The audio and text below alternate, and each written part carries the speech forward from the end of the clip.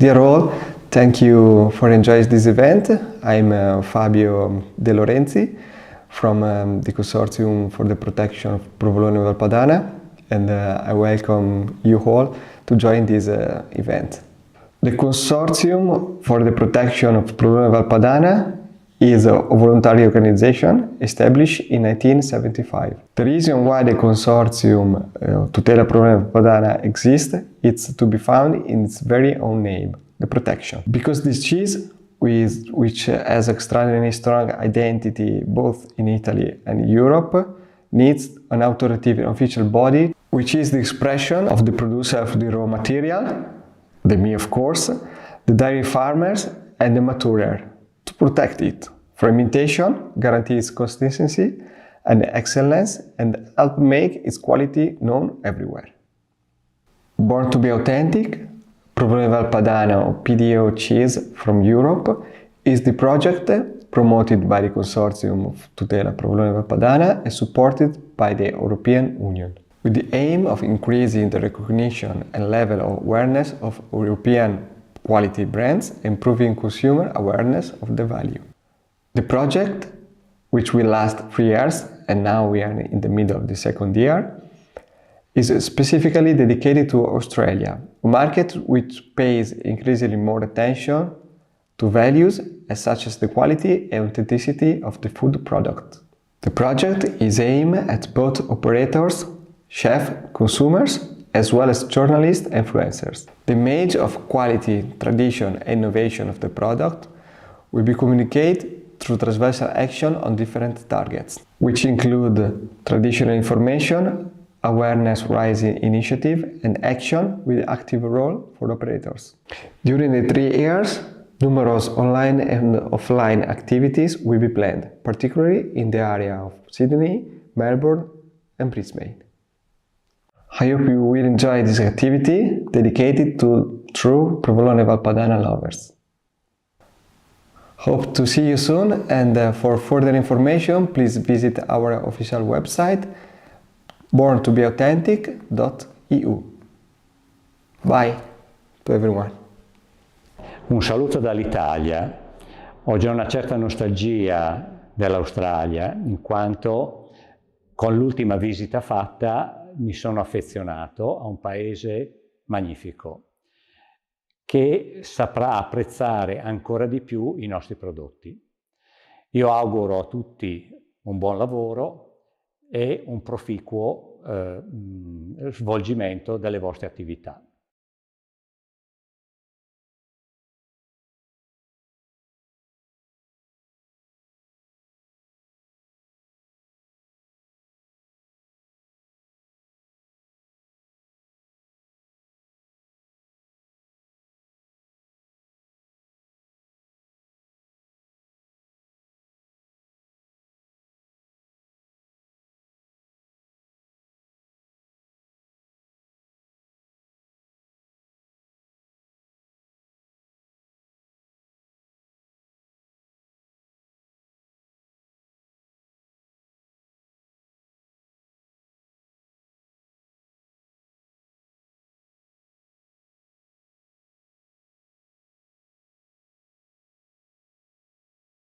We're here and we're happy to answer all your questions. Thank you again. Thank you very much, Elaine. Thank you. Good day, everybody. How are we today? Good. Can everybody hear me? Yes. All right. The mic is for the whatever is happening online. There's no speakers, so do not wait for my voice to get louder because it's not. So, everybody hungry today? Yes. Excellent. Did you all come from a long, far way to come and see this today? I hope you did. All right, guys, so my name is Luca Ciano, and I've had the privilege for quite a while now to collaborate with the consortium of Provolone Valpadana. Today we're going to cover quite a few interesting facts about the making and why it's so special and so delicious. I've got a couple of different dishes to sort of highlight and showcase how versatile the cheese can be. And the idea is for you guys to chill, relax, have a glass, have a couple of nibbles. The team from William Inglis, of course, has been supporting and preparing most of my load of work. So I'll do the demonstration quickly, run at the back, and just make sure that all the food comes out as it should. Okay? How does it sound? Good? Excellent. So first of all, let's start. Everybody has heard of provolone before? Yes. Excellent. Everybody has heard of Provolone Valpadana before? Has everybody heard of it? There you go. The good old knife always does the trick. All right, it's quite interesting. The story is actually quite beautiful. Provolone itself has been around since ever. We're talking about the Middle Ages as far as that. And then from there, let's say at the beginning of the 1900s, most of the production been always kept in south of Italy. A lot of people start migrating towards the Valpadana, which is a big plain in the center north of Italy. And they've sort of recognized that from the forage fed to the animal and the quality of the milk was actually superior, or they believed that there was something more extra into it. So they're starting a lot of these southern people moving up there, just focusing really for the production of provolone in that section mid-north. Can everybody sort of can visualize Italy in terms of the geographical shape, right? So if you were to look from Google Maps, you will see that up north, of course, we got the big mountain chains. And in between the section of the mountains and the Alps, you got that kind of flat, green, vast plain. And that's Valpadana. It's called the Valpadana. The production of Provolone Valpadana is spread across 4 of those northern regions, okay? We can go and check them all up later on if you want, which one are those. And basically, it is spread out only across 11 different producers. And there's only X amount of dairies that they provide the milk towards it. And there's a consortium that was born in the 70s to go and protect, of course, the whole production of the cheese. I'm sure most of you would have heard of what a consortium does, but if you do not know what a consortium does out of cheese production, prosciutto, you know, whatever it might be, it's basically a bunch of producers very, very enthusiastic about what they do. And instead of to go and fighting with each other about who makes the best one, or somebody trying to make shortcuts or do something different, they simply try to come together and regulate the production beginning to the end. So that does like us. How many chefs have you got here? Put your arm up if you're a chef. Excellent. So hopefully you'll agree with me. We are pretty good when we can maintain standard day in and day out, right? So what they're trying to do with their cheese or any other type of consortium, they need to ensure that the standards are there. They are done exactly the same. So it's very important for them to select where the milks come from, the quality of the milk. So beginning to the end, they're basically just making sure there's a lot of traceability behind the product. So if anything goes wrong, they know where to go behind it.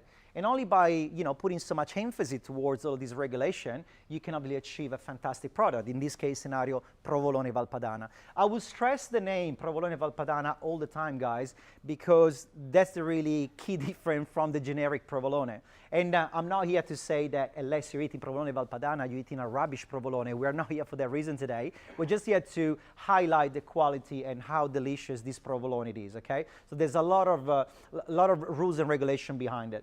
Now, some of you might wonder, well, how the hell do I know which one is which? Because when I ring a supplier, I ask for provolone, and they send me the provolone. So number one, you got to ask for Provolone Valpadana. And can I show you right now that 95 to 99% of your distributor probably have no idea what the hell you guys are talking about, all right? So when you're looking at the provolone itself, you know that it's Provolone Valpadana. Well, number one, it's bloody printed on it, so that's kind of obvious. But that it is from the consortium, you need to find the little rosette. So unless you see the little rosette, you're not buying Provolone Valpadana, okay?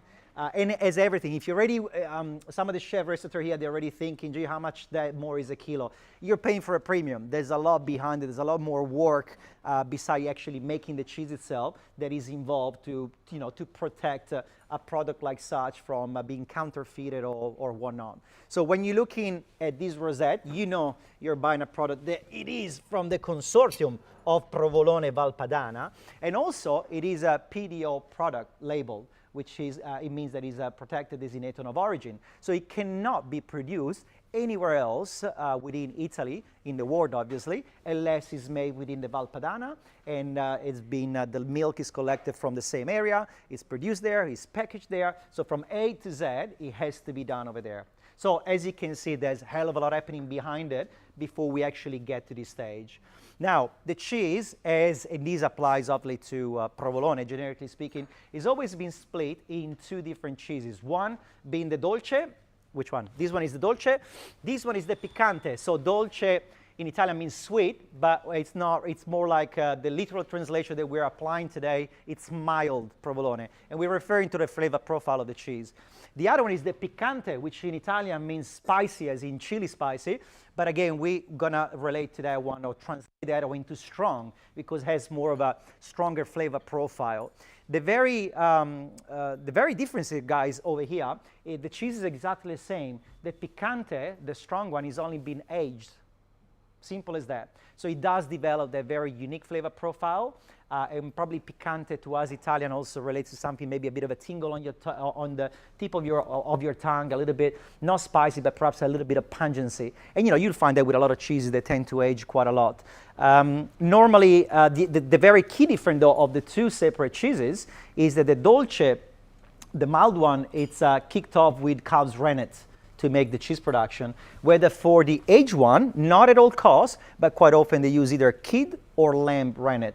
Okay, these are probably the two very key different way of making the mild or the strong provolone. Okay, and provolone Valpadana comes normally in 4 different shapes. We got the classic melon. I'm not sure if you've seen it. Is that here in an image somewhere?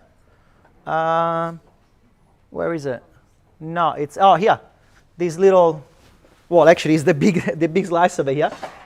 This, if I had it, it's actually massive. It's like 5 kg. So it's a massive piece of provolone. So the beauty of those different shapes and the bigger shapes of provolone, it has to be big to be able to age. If you got the little small one that looks like a little scamorza, it won't be suitable for aging. It's not going to happen. Does anybody has any idea, normally, when we're talking about an aged provolone, how old it is? Anybody has any clue? Because I think we all relate to Parmesan cheese, being Parmigiano or whatever. We got a classic idea. But when it comes to provolone, anybody, put your arm up or just throw me a number for the mild one. How old is the mild one? I can only help you, but it is very young. Sorry? 1 year. Way younger than that. It's a baby. It's a little bambino. It's very, very young.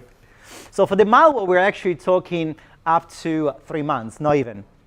And it will be obviously based by the production and what they want to do with it, how quickly they want to sell it or whatnot. But generally speaking, we're talking between 1 to 3 months. That's your standard mild. So what I like about the mild, it's so fresh, it's so refreshing. You can still sort of taste the milk, a bit of grass, and I don't know, I find that, and soon we're going to obviously try in their plain form before I get on to the cooking, right? And now let me ask you the other question. How old is the aged one? Like how old do you think he normally gets? 2 years? Yep. Oh, that's way too long, sir. So normally it's about 6 months and above. So in the cheese world, especially for us Italian that we like to age things for years and years, is actually, even the picante, the strong one, is not, necessarily really, really aged. So you will always find that, depending, of course, on the producer or the different person that makes the cheese, there's quite a difference with it. The picante, the strong one, tends to, of course, pick up more of a stronger flavor profile. Is more predominant in his organoleptic properties, but at the same time, is not, dramatically overpowering that is going to take over any other dish. So where we chefs come into it, or at least I've tried today, is which one do you use and when, right?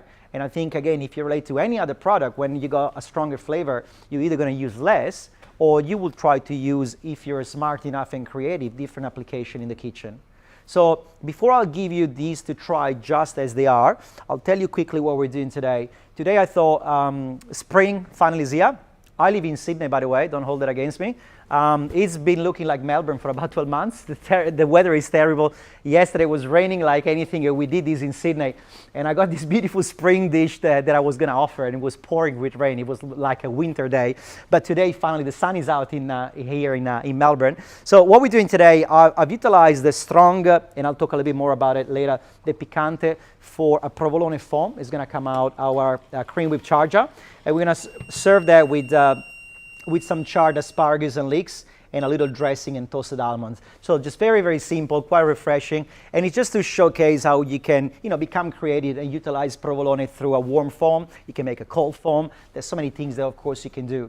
It is a stretch curd cheese. I almost forgot about it. Quite important to work that out first, especially as a chef.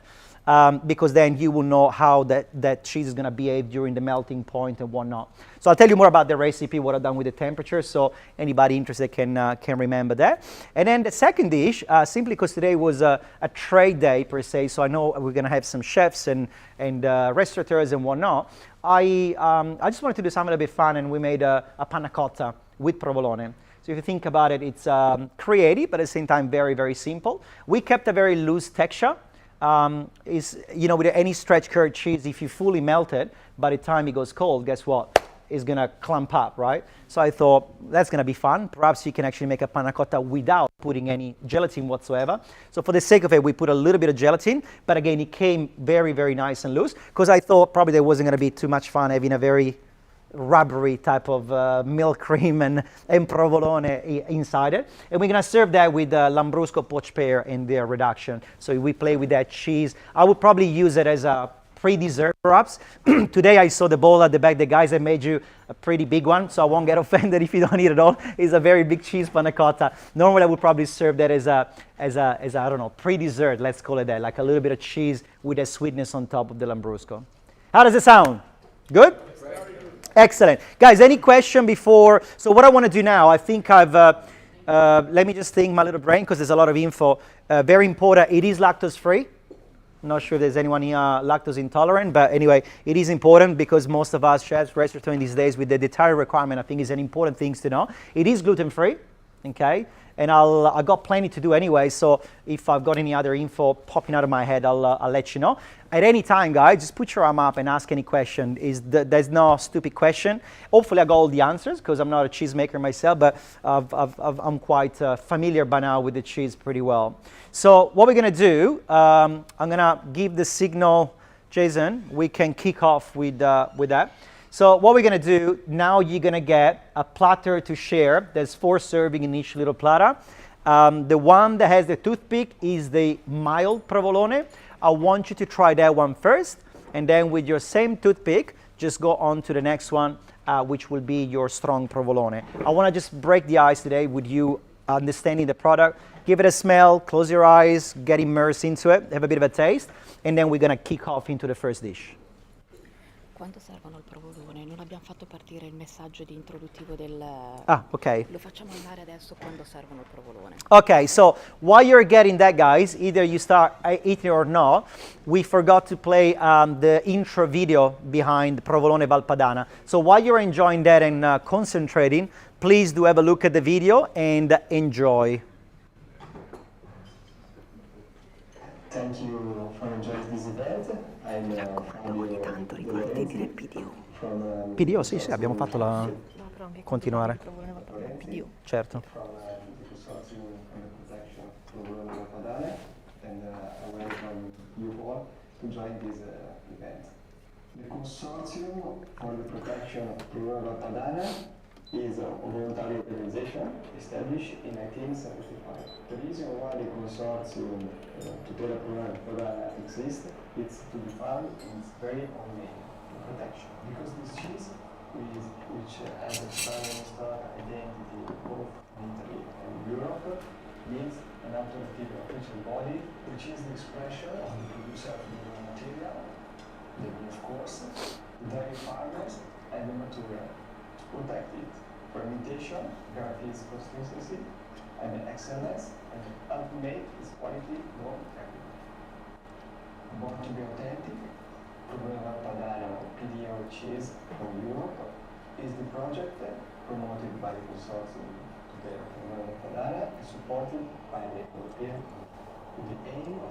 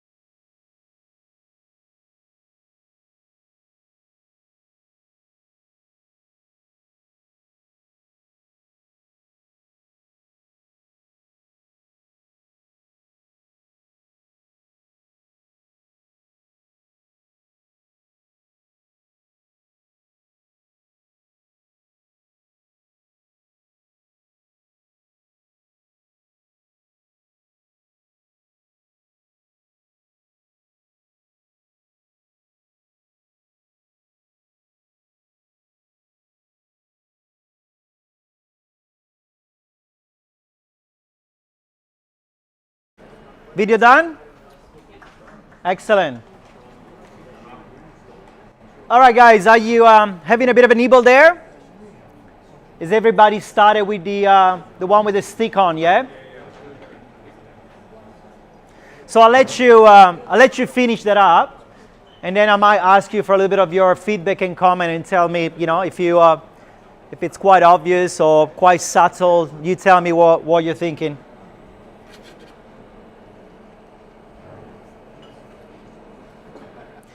Meanwhile, guys, what I'm sort of getting ahead. Oh, sorry, Mr. Cameraman. After you're done there, I'm gonna start getting on the cook-up. No, keep. I think it was just trying to get your mouth going yum yum yum.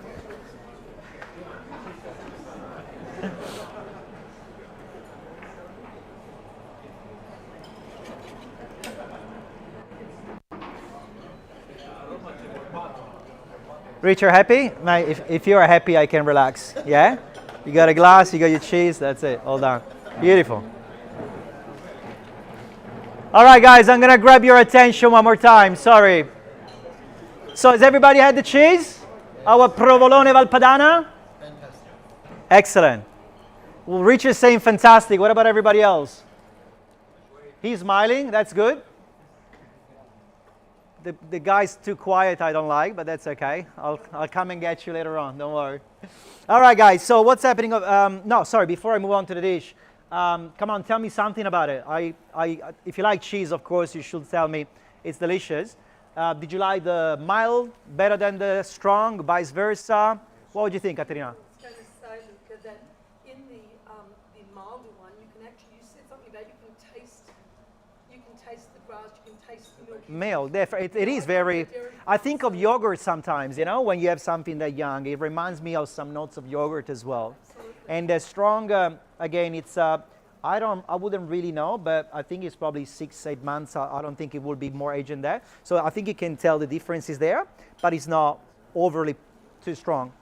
Look at 6 to 8 months minimum for it to be called an aged provolone. Yep. But maybe your guests should know that the provolone can age a lot longer than that. Away, And sure. its flavour intensifies. 100%. That's a very good point, Tony. Well, what Tony was saying, guys, that I just remember everybody. I just reminded that Provolone Valpadana PDO to be aged minimum. Usually it's about 6 months, but do not keep in mind that that is the age where it stopped. Like it can go as far as even 24 months. The gentleman at the back said 2 years for the Provolone Valpadana. So minimum is about 6 to 8 months.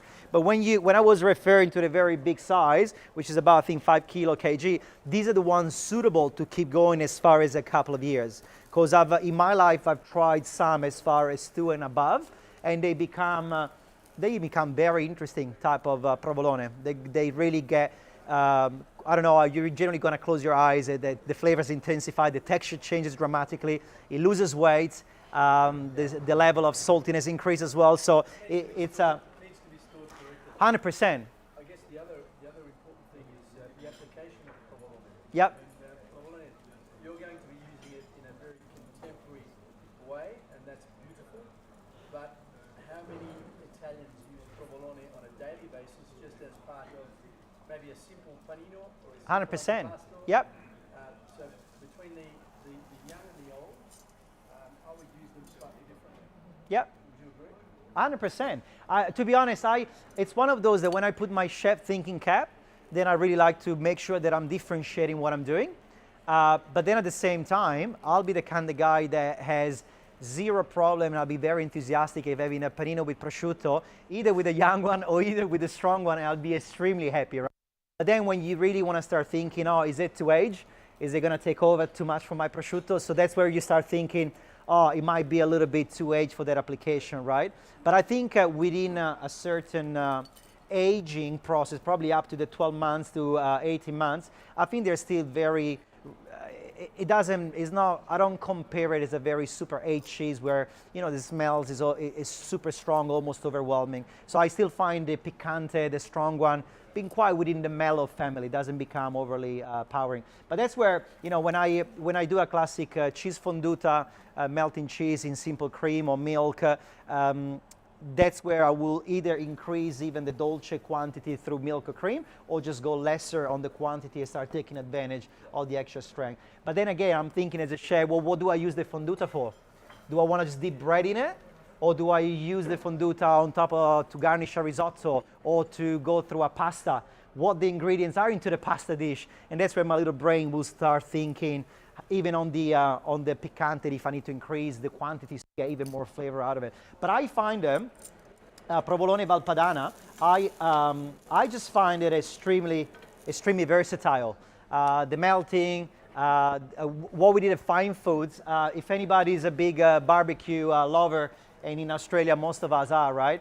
What we did, we wanted to feature for a lot of Australians how suitable it is to have a barbecue party at home and grill provolone, because grilling provolone is just super delicious. It's a melting cheese, so it's fantastic. So what we actually did though, we actually froze the provolone, very thick slices. We froze it and then we went to grill it. So by the time we got the beautiful char of the provolone on the outside, the center wasn't melting as in oozing, it was just sort of softening itself up. And that's super suitable. You can make a provolone burger, right? Just putting that like if it was the patty.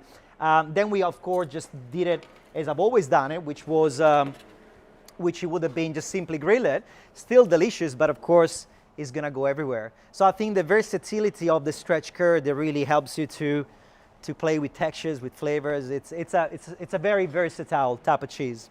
All right, guys, so what I've done while I was chatting up, non-stick grill pan, of course, a good one so nothing sticks to it. I got my asparagus and leeks slightly charred. I'm gonna return these into my stainless steel bowl, a pinch of rosemary, a little bit of extra virgin olive oil, just a mini dash while they're warm, and a little bit of aged balsamic. And I'm gonna dress these up, which is the base of my little entree that I'm presenting today. While I'm doing this, I'm gonna put a little bit of toasted hazelnut for texture and a little bit of nuttiness as well. So this could not be simpler. And I've got a clove of garlic, which I'm crushing and putting through as well. Now, this obviously, to most of you that knows how to cook, doesn't make a lot of sense with the garlic crushed. But what we done at the back of the kitchen, we made a proper infusion of garlic and rosemary into extra virgin olive oil, and then we filtered that up, and then we emulsified a little bit of balsamic through it. So you got the aroma of the garlic, of the rosemary, but it's just a clean version of extra virgin olive oil with a hint of aged balsamic. So the idea is to have those absorbing the extra virgin olive oil and picking up all of these, obviously, all of those aromas that we got over here. And I'm gonna let this sit here. Perhaps I'm gonna keep them warm on top of my grill pan, which will be still very, very hot. And now I'm gonna get on to what I've done with the foam. Now, the foam, of course, has been made earlier, but let me tell you, it's a 65 degrees now because I'm keeping this warm, but I've made it earlier. So what I've got in this vacuum bag, it's very, very simple. We got Provolone Valpadana PDO, Picante, the strong one, and I've utilized, going back to our discussion, Tony, I've gone with a stronger flavor because I've got a fair amount of eggs, butter, milk, and provolone in here. It being a stretch curd cheese, if I was going to try to get more flavor of the cheese out of it by increasing the volume of it, I would have had a problem to get it out of this little machine. So I've tested a couple of times and I've had to try to achieve the flavor and the texture I wanted by reducing the amount of cheese, which wasn't going to work for me on the siphon. So the only choice that I had to get the flavor of the cheese was the actual strong provolone. To be honest, I tested with both, it's bloody delicious either way. It's not. It's better with the strong one, but even if I did it today with the mild one, would have been a pretty good cheese foam. So egg yolk, sorry, not eggs, egg yolk, milk, butter, and Provolone Valpadana PDO strong in the bag. This was set at 74 degrees. I put the bag inside, and this cooks, we forget about it, for 35 minutes. All right, if you remember what if you want the recipe, of course, I'll give it to you later. But it's as simple as that. All you got to do, the only really simple thing that you want to do in the first 5 minutes when you do this job, as you can see, it's already happening now. The butter will start melting, but it splits from the whole thing. So the only, let's say, good practice is just to gently do this a couple of times. Make sure the provolone is being grated. Do not get tempted to leave the provolone just in massive chunk. It will melt, but it will take way too long to melt. So the 35 minutes I'm giving you is not going to apply anymore. So the Provolone Valpadana PDO is being grated, okay? Milk, egg yolks, and butter. A lot of butter. I'm glad you didn't see how much was in it, because there's a lot of butter. That helps a lot for the emulsion then to hold up together in the siphon. So as these, I might go back just for the sake of showing you again, but I think you can all get to what I'm trying to say. As long as you play around it a couple of times at the real beginning, until all the butter is fully melted, then you can generally walk away from it, and happy days, okay? What happens after 35 minutes? This one looks like almost like a creme patisserie. Becomes, it started thickening up. And even if you let it go a couple of extra minutes, not a big deal. If you're rushing in the kitchen, just reduce the temperature to 65, so you know that this is not continue cooking. And all you simply do, guys, you just open the bag, put it into a little container, get a stick blender, a hand blender, blix it the best you can, just in case there's a bigger piece of cheese that hasn't melted properly, or there's some of the egg, maybe there was a little bit of egg white, that curdle almost, and you want to break that through. And then you pass that through a chinois. And once it's passed through a very, very fine chinois, and I encourage you to do that once or even twice, finally goes into your cream whip charger, okay? Simple as that. This is the one that sustains hot application, but you can also, if you don't keep it warm for a very long time and you got the normal siphon at home in the restaurant, you can still put it through the normal one. The only things that I found, I do quite a few foams with different cheese at cold temperature. If this one becomes too cold, it's not going to come out. Because again, being a stretch curd cheese is gonna clamp up again. You're gonna find that very, very difficult, okay? So now this being kept at 65 degrees, I'm gonna give it a shake. I kept the foam quite loose, so this is a half a liter one. It was pretty full when I did it. Half a liter of mixture in here. I already put 2 gas chargers. Everybody knows what I'm doing here? Like, have you seen one of these before? I think most of you would have. There's a little gas bottle. I've used 2 of those, 2 chargers. I got a third one in my pocket in case it's too loose, but excuse me. So what I'll show you first, hopefully, I tested it before, it was fine, but so I'll show you on a spoon first, and then I'll put together the dish, which is very, very simple. So the idea, cameraman, is there a delay of 10 minutes of me talking there, or? Beautiful. Yeah, I did cough about 10 minutes ago, wasn't it? All right, cameraman, come here so everybody can see. So the foam guy just going on a spoon now, and as long as this hold, yeah, it looks like it's holding very well. And it's quite loose. I want it to sit a little bit, so it's gonna cover my, Caterina, you're a lovely girl, you get to try, all right? Just make sure, tell him all it's nice and beautiful, tell him that. Thank you. It is, isn't it? It's nice and airy. Very airy, very light. You get the cheese, not too strong, it's there. Not too much of flavour. Beautiful. Give me your bank account and I'll fix you up. Thank you very much. Excellent. All right, guys, so now it's showtime. Very, very simple. I might play it up over here. It's a bit elevated so everybody can see what I'm doing. Okay, so again, guys, very, very simple, yeah? The foam is a little bit technical, but still, if you'll agree with me, it's a very simple thing I put together. And my asparagus, because I love asparagus in spring. I got my leeks. They're already coated with the dressing. What I'm gonna do here, I'm still gonna pick up a little bit of those toasted almonds for texture and a little drizzle of the dressing. I don't really want them floating in oil or anything like that. I just want them to be flavored by that dressing. Then, for the sake of it, a little bit more toasted almonds. And then, because I really want everybody to be reminded, we're talking about Provolone Valpadana PDO, I got a little slice of provolone that is gonna go on top, okay? Now, the foam is warm, it's not gonna melt it, okay? You can go paper thin and have it melted. That wasn't my idea. I'm trying to play with different level of texture. We got the veggie, which I kindly asked the back to have them properly cooked. I'm not looking for a crunch out of the veggie. We gotta have the crunch of the toasted hazelnut, and we got a bit of texture of the cheese being, a slice. And then finally, we're just gonna shake this very well, and I'm gonna gently cover this up. And this will, like I said, it will slowly let itself go a little bit and go and cover my mix. Okay. And the last final touch, I didn't even mention, I do love toasted black pepper. We toasted these at 80 degrees for 2 hours, and then we just bash the hell out of it. And the aroma is amazing, but obviously the kick of the black pepper does reduce down a lot. And I'm just gonna put a little pinch of that on top. And that's my little entree for you guys to get introduced into the beautiful world of Provolone Valpadana PDO. Thank you. Thank you, guys. And while I got you and we're talking about the foam, because this is a good example, can you see the butter clearly split? Right, it's not together. So all you gotta do in that very first sort of 5 minutes, you wanna just go back. As soon as you play around with that, this sort of comes together, and then you gotta pop it back in.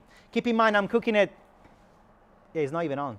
At 65, right? If that was cooked at 74. Before you go, if you want the recipe, come and see me.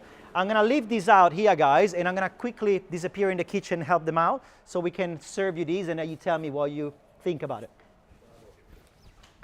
Thank you.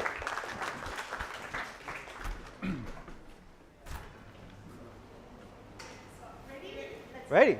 Oh, I left my foam over there. Is that all good? Yay! Is that good? Super beautiful. Excellent.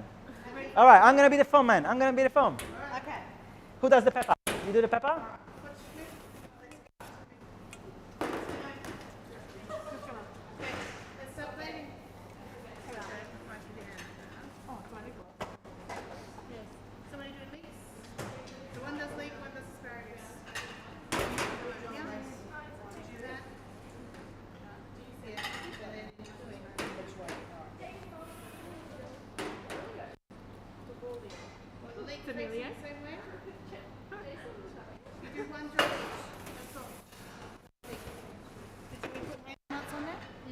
Yeah, I can see some underneath. Yeah, thank you.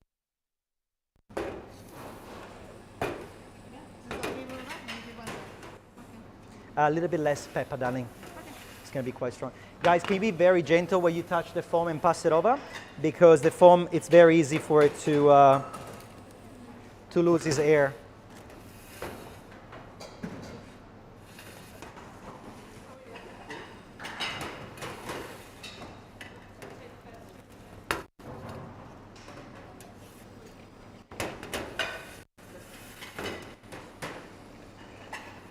That pepper is going to make me sneeze.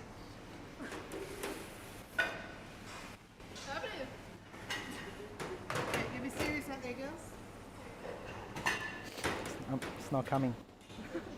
I'm waiting for it, but it's not.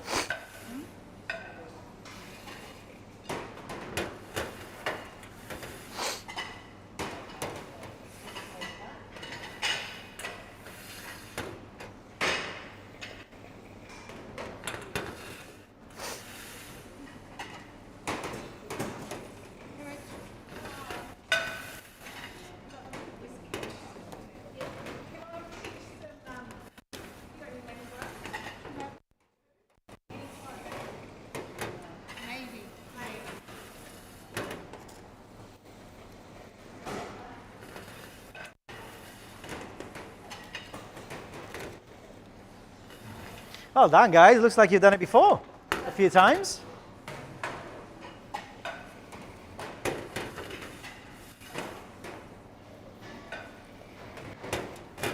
So Lisa, you've done just that, yeah?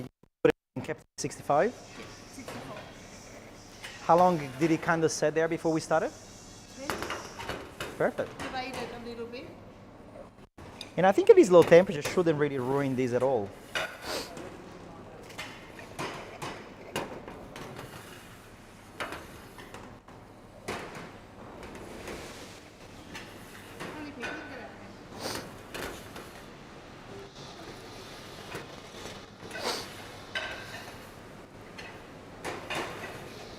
I think this will taste better with a nice slice of pancetta or prosciutto underneath. But I kept it vegetarian just to be safer. Oh, sorry, darling.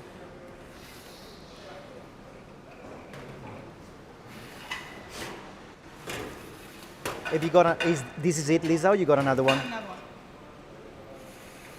Yeah, no, we're doing well, we got it.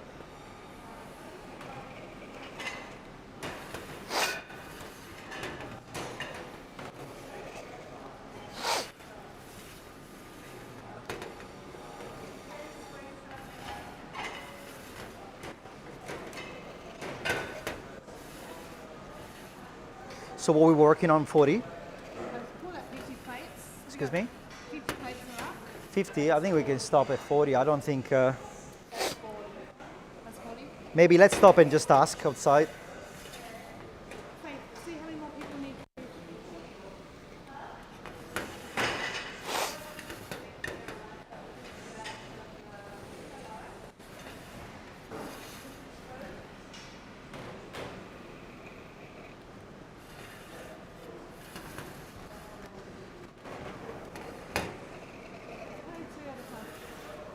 There's only 4 more.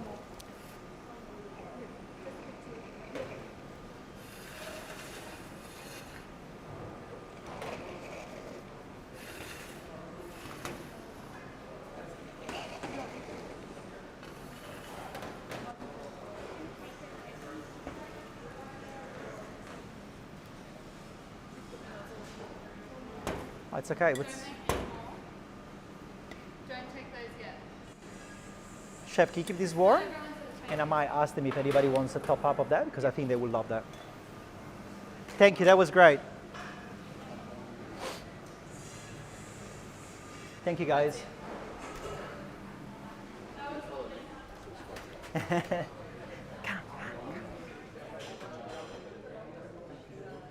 You're very welcome. Actually, you know what?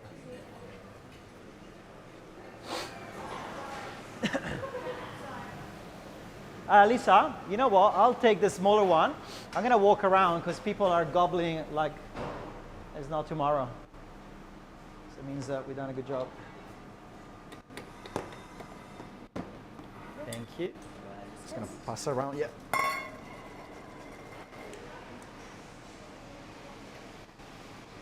Beautiful. Perfect. Yeah, yeah.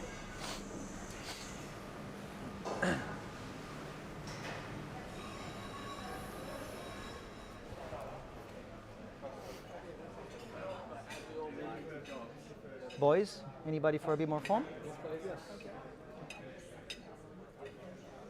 I will ask for the recipe, chef. 100%, no problem. No, if you offer it. It's only $100, don't worry. Yeah, of course. You're welcome, enjoy. Guys, anybody for more foam? Okay, you're very welcome. Thank you. Bit more foam, sir? Yes, thank you. Oh, beautiful. You're very welcome. Prego, grazie, grazie mille. Yeah, please. Just one taste. Please. Thanks a lot. You're very welcome. Guys, a little bit more foam, anybody? No, that's okay. Happy? Good? I only need a slice of pancetta, maybe. I know. Kept it vegetarian. I kept it vegetarian. Have you got it in your pocket? No? What kind of salesman? You're walking around with no pancetta in your pocket. Gentlemen, anybody for a little bit more foam? No, yeah? You're just getting into it. Enjoy, enjoy, enjoy. Arrivo, arrivo. Guys, anybody for a bit more foam? I would love some fun. Why not? Metterlo Dove volete, ragazzi? sul piatto. No, a me ha messo la focaccia. Guarda che Grazie, lavoro. Ciano. Ci mancherebbe. Grazie, chef. Buon appetito, prego. Mazzo, che buono. Thank you very much. È simpatica, vero? Piacevole. Ciao. Ragazzi, anche voi? Questa che è quella del Maestro, ciao. Thank you very much. Vuoi ancora? No, grazie. Posso? Buono veramente questo. Grazie, caro. Dai, ma che poi ti fa male, Perché tremi? Se ti racconto perché tremo io, ragazzo. Anybody for a bit more phone? Yes? Dai, come on. Non si può dire di no. Comunque non è piaciuto, eh? No, ho visto. Bene, bene. Lo dirò allo chef. Bravo. Lamentati con lo chef. Ah, esatto. No, cattivissimo. Complimenti. Grazie. Diceva lei che è quello per il caldo, giusto? No, questo invece è quello per il freddo. Il mio, quello che ho usato, Funziona lo stesso? sì, a 65, se poi si mantiene a 65 funziona, sì. Però dovessi farci una vita durante il servizio, no, lo sfondi. Però Casa è una roba che si va bene, no? sì, madonna, tanto lo fa una volta ogni tanto, certo. Un po' più di schiuma? Una schiumata? Però rubo quel pezzo di focaccia. Vai. Bravo, Tony. Se si fa, le facciamo bene le cose, no? Bene, caro, mi fa piacere. Sì, dai, è una cosa leggera. Ah, beh, proprio. Vai direttamente qua su. Grazie, grande. That's it. That's it, man. You don't need anything else. That's it. You guys a little bit more? Please, thank Yeah? you. Elevated. Yeah, that's it. An airy cheese toasty. For you too, sir. Thank you very much. You're very welcome. Enjoy. All right, done. I think everybody had a bit of a...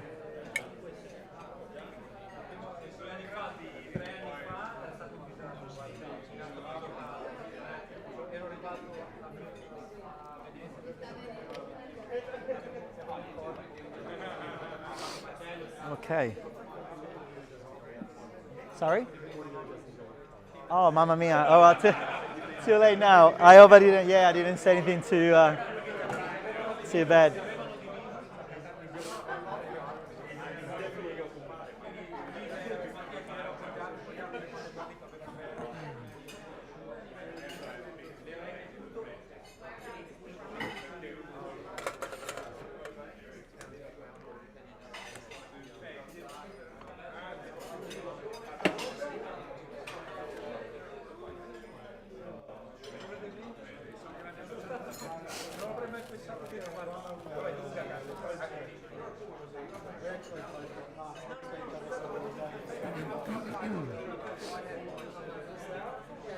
Could you kindly get me a wooden spoon? Yeah. Please, thank you.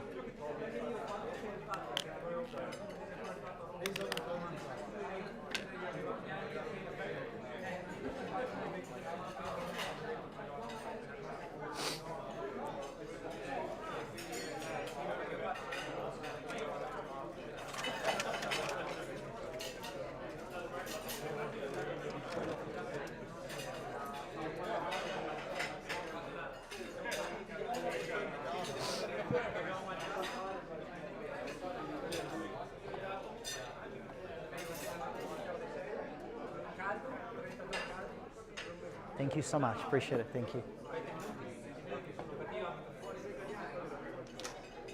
Allora.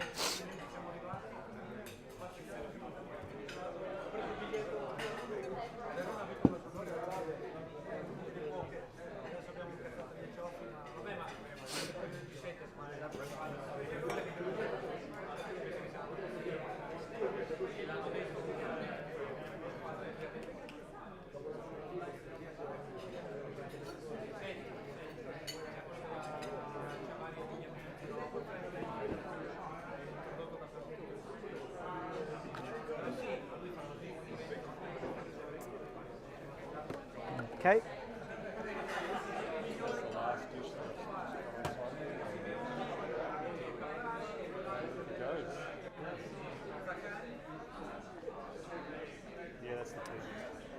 Excellent.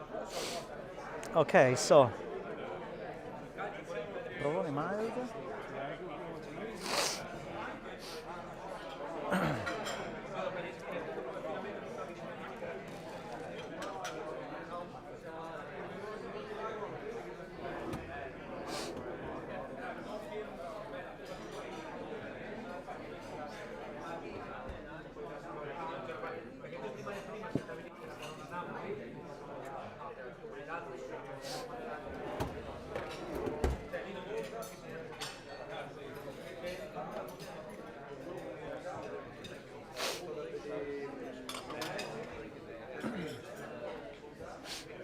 Thank you.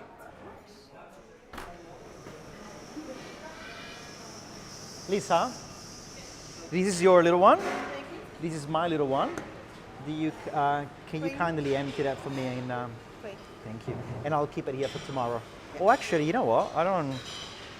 If we time it right tomorrow with the kids, I might as well not even use my one.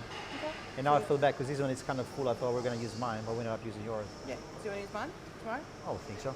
Yeah. Okay. Thank you so much. Sorry, Danny? Can you just have a look and see if it's the right amount? Seeing how the pair survives. Yeah. I will probably just go a little bit more. Yeah, just like. That's it. Because by the time they dig in there, it will have to be mixed up quite through. Okay, done. Beautiful.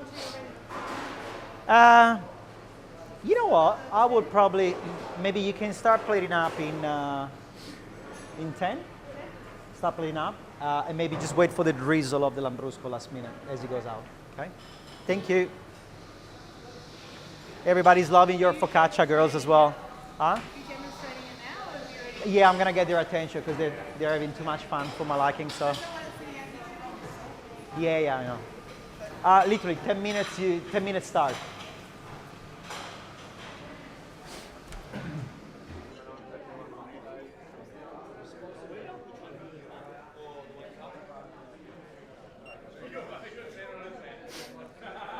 Ladies and gentlemen, sorry to interrupt. Hello. Everybody with me? Excellent. Everybody happy? Yes. Excellent. So how did you like the little thingy with the foam? Excellent. So for me, the fun part of that dish was just utilizing the versatility of the cheese pretty much, right? Just to showcase you can go as far as making something, in my books, quite simple, right? Because if you think about it, all we've done, we just dumped all the ingredients to a bag. He's done his own thing, and then a cream whip charger gives that lovely aeration. Of course, guys, the same thing if you were going to go higher with the gas charger, would have been a way more stiff. So, not just the, the dish you're going to apply onto it, but also the level of presentation you want to have. If you want to have something more stiff, just go with a bit more gas into it as well, okay? Now, the next one, any comments? Anyway, sorry, I'm just jumping quickly into the other one. Any comments at all? Anything else? Any question? Come on, it's got to have a question. Nothing? Pancetta man? No? Nothing? No? It didn't have any pancetta. Yeah, somebody's complaining. We kept it vegetarian today, sir, okay? Apologies. But I agree, a little bit of pancetta. I was actually thinking as I was plating out, a bit of pancetta wrapped and, crunched up a little bit. Some of the fat melting on the veggie would have been, but we kept it vegetarian. There's nothing wrong with that, sir, okay? There you go. Okay. There you go. We had the crunch from the hazelnut, all right? So stop complaining. All right, excellent. No, honestly, guys, no question at all? Come on, you got to ask a question. About the cheese, obviously, not about how old I am. You all know I'm 21, so. All right, let's move on to the next one. Panna cotta. We all love a panna cotta. I was, playing around with cheese, obviously, thanks to the Provolone Valpadana PDO, and I thought, look, every time I made a couple of, tomorrow we got a session with the students, and I kept the foam to demonstrate, because I thought it was fun for them as well to see the foam, but we're making a risotto.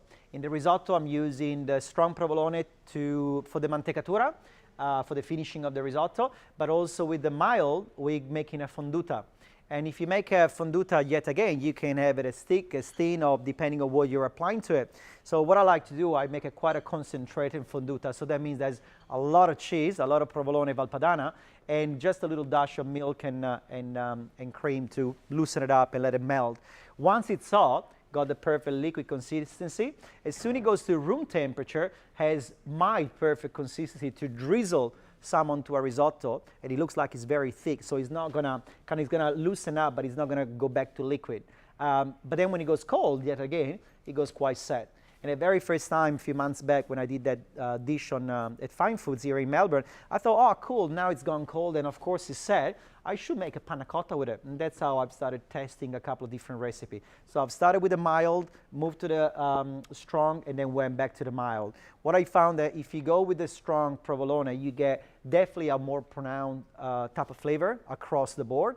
But then by the time it's set, it becomes a way too set, and it's not pleasant. So we've reduced that, we switched, not the amount, but we reduced the amount and we've gone with the mild, and then we just find the right way that the cheese is gonna fully melt through the actual milk and cream, and with the help of gelatin, then it sets.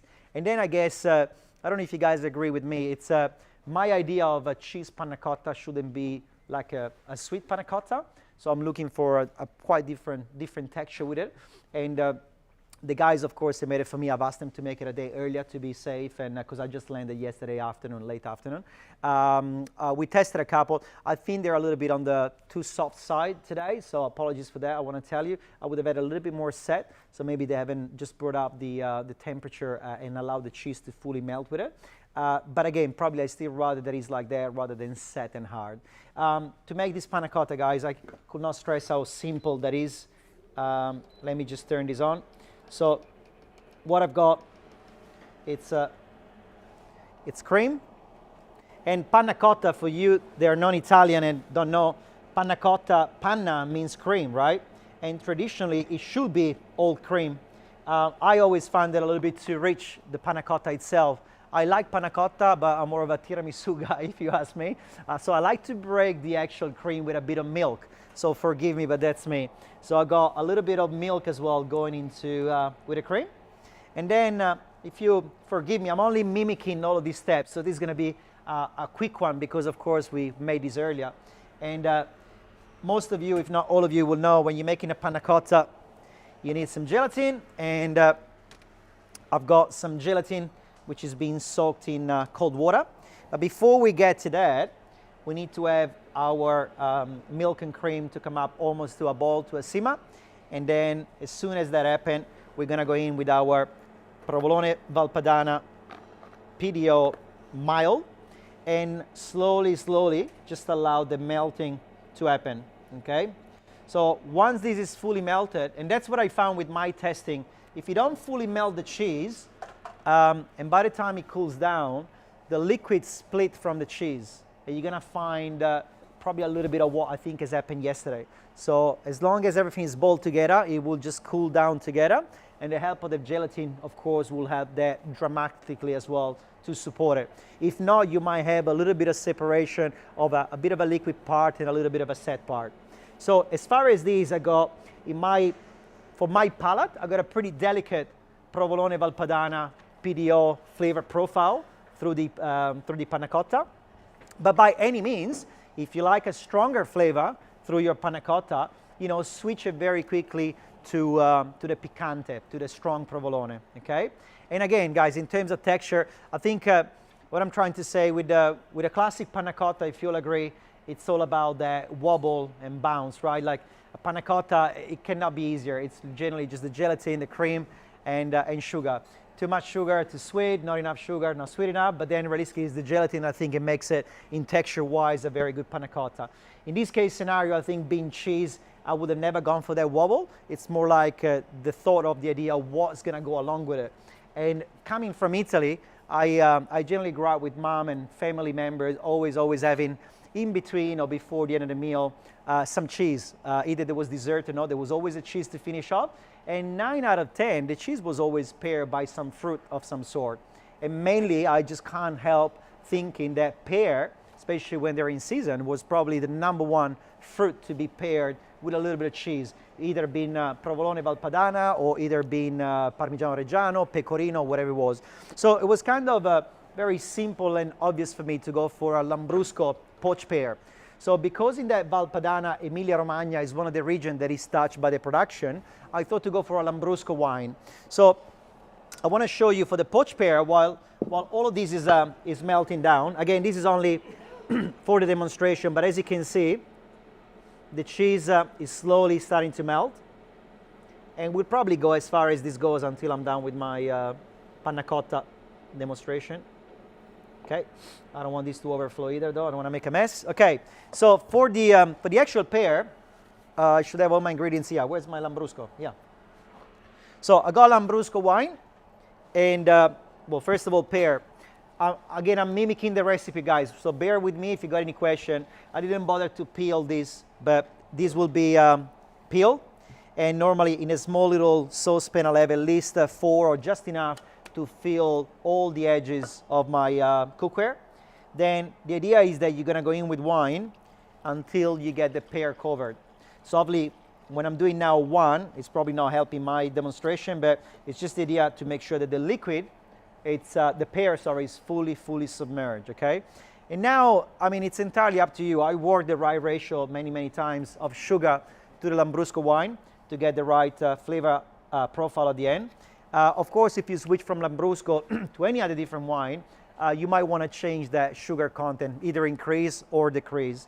And now to flavor the actual, or to spice up the actual wine, again, you can go a little bit wild with choices, but these are my choices.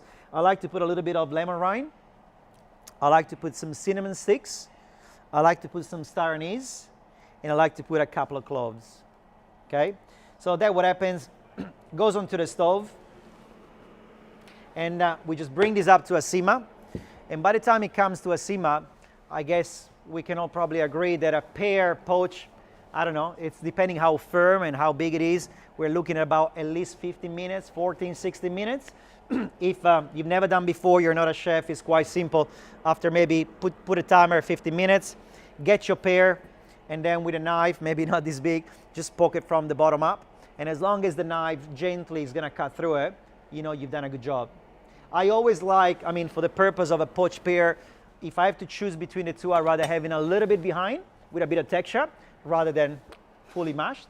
And what we're serving today, it's been peeled, but again, I'm not bothering, but guys, you can obviously poach with skin on. It won't penetrate as much. You're not gonna get so much color and marbling inside, but not a big deal.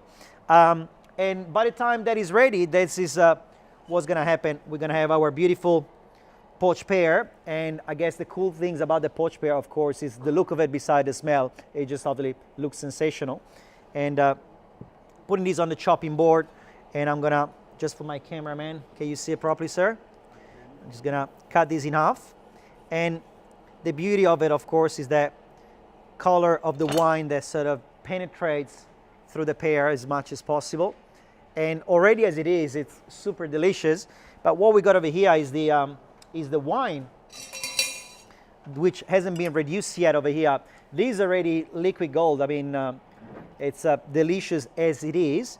But what I normally do, I remove the pear, and then you want to reduce down the liquid into a... It's entirely up to you, again, what you want to serve. So I'll show you how far we've gone today.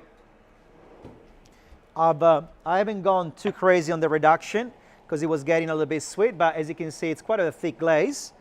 I was looking if I had a little plate.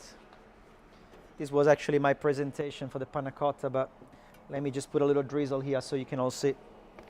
Just want to show you. Normally what I do with this reduction, when it's still kind of hot, it's quite deceiving, right? Because it's still hot, it's liquid. It doesn't look like it's going to thicken up, but by the time it cools down, it will thicken up. So a little trick is always to put it on a little plate, do a bit of a drizzle. And if this happens, by the time it gets cold, it stays, you know, pretty much the way you dropped it on the plate. You know you got your desired consistency. But again, if you need it runny for whatever, you know, dish you're putting together, so be it. Don't reduce it as much, okay? And now it could not be easier. I've got, sorry, let me move everything here. Let me just do the pretend finish of my panna cotta first. So what I got over here, the cheese is I can still feel some at the bottom, but it's starting to melt. As you can see, there's still sort of granular of the cheese, which you don't want. So you really want to have these brought up all the way to boil. And by boil, I don't mean boil the hell out of it like we cook in pasta, yeah? Just enough that the cheese is fully melted. And once all of these, let's assume that's all fully melted, we're gonna grab our gelatin.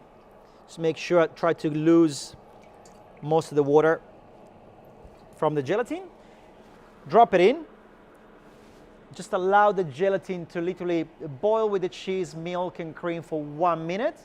And then you're gonna turn the heat off. That's it, done. The panna cotta is generally that easy, okay? And then you can, of course, play this up in a million different ways. What I thought was easy to serve and looks quite elegant as well is to serve the panna cotta in a little dish, little glass. I actually done it quite a few times into a bowl plate, like a pasta bowl, a very thin amount, like of panna cotta, because then gives me a bit more visual when I plate up with the pears on top and the drizzle. So back to my pear real quickly.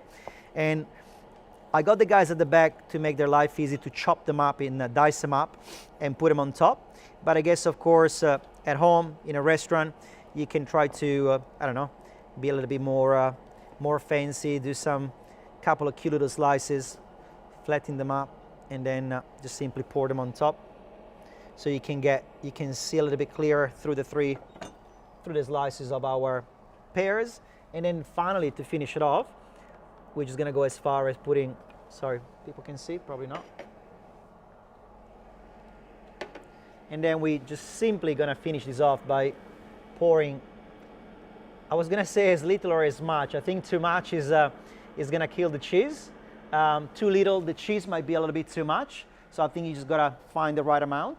So by the time you guys get it, just try to mix the whole thing up. And we're gonna have a very simple Provolone Valpadana mild panna cotta with poached pear lambrusco and their juices. Done. Thank you. So I'll quickly check in the kitchen, but hopefully that was done. So they're just putting the pear on and that on top. And that's it, guys. Then we're gonna wrap it up. But I want somebody to ask a couple of questions before you go, please. Not about pancetta. Please.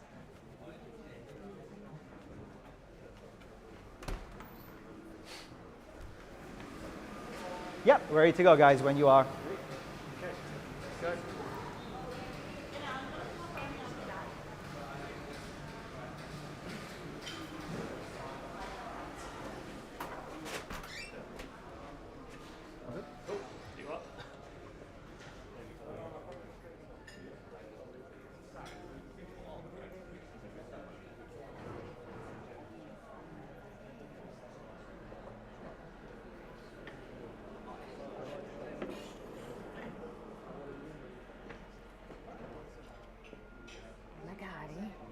Aspetta, perché questo è... Eh sì, per il... Aspetta.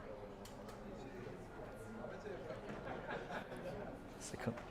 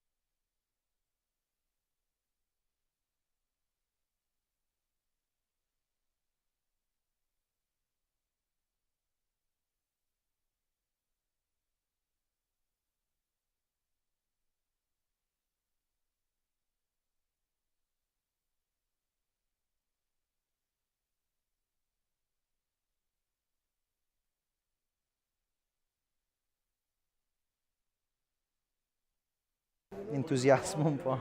Anyway. Ladies and gentlemen, I've been told to wrap it up because obviously a lot of you have to go back to work or somebody has to go, I don't know, playing cards by the beach or something like that. I don't know. Someone has to. All right, ladies and gentlemen. So, again, I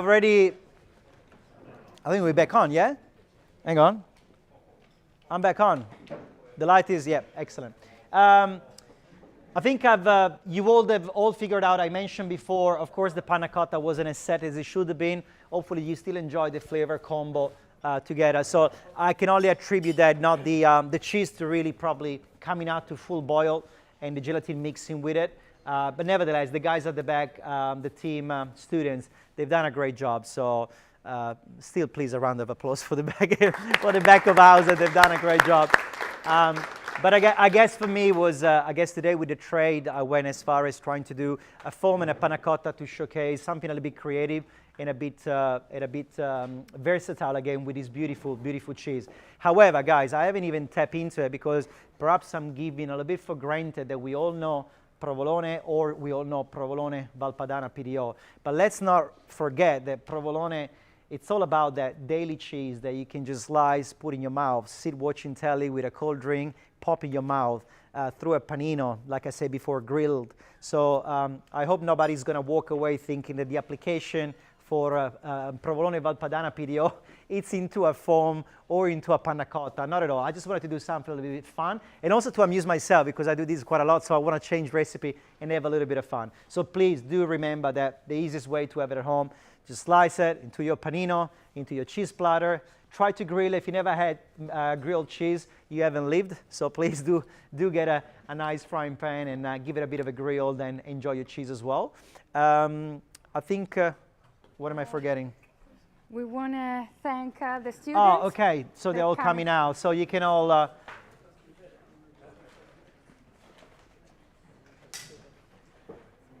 Don't be shy, boys and girls. Well done, guys.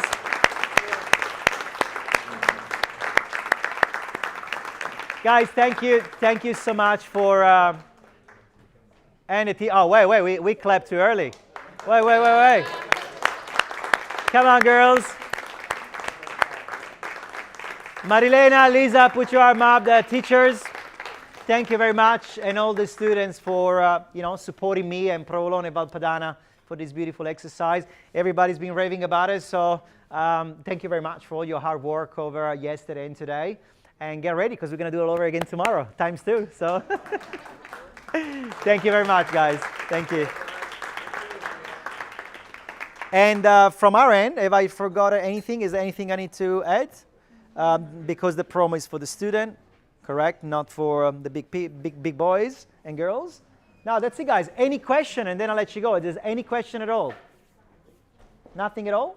What breed of cows do they use for the milk that makes it easier? Holy moly. Like how tall they are, how fat they are, or the name of the cow. Is it a specific breed that they use? Or A dairy cow. Wow. Is that good enough? I'm glad I asked that question. Mr. Damiano, I'll have to come back to you. I don't think it was on my brief, the name. I don't know. It might be Jersey. Honestly, I don't know. I'll look it up. It is joke apart. Joke apart is actually, it is probably a good question because, like I know the Jersey cow make a fantastic meal for cheese. Potentially is one of those. I don't know. When it comes to pigs, I'm more inclined to know the breed of the pigs for small goods. But I'll since I got your contact, sir, I will come back to you with the breed of the pig, and I might just forward that email to everybody else as well. But thanks for asking. Unless anybody from the team, do we know the cow name? Che vacca usiamo per? Maria, Giovanni. Non lo so. Abbiamo il nome del cow? No. We'll find out. No, e neanch'io. Sì, no, ve Nobody knows, sir. Fantastic. Gee, I'm not going to ask any more questions now because I'm terrified of the next one. Guys, please do follow Provolone Valpadana PDO on social media. They got a page on Instagram and Facebook under Born to be Authentic. And as soon as you go Born to be Authentic, you will find their social media. Of course, they will post a lot of interesting stuff, a lot of recipes and stuff that you guys can utilize as well. And if there is no other question, I'm going to set you all free. I'd like personally thank you all for coming, and hopefully I was able to entertain you long enough today to not to get too bored across the session. And I was able to inspire you a little bit with this beautiful cheese, which is Provolone Valpadana PDO. Thank you very much. Thank you. Grazie. Grazie, grazie, grazie.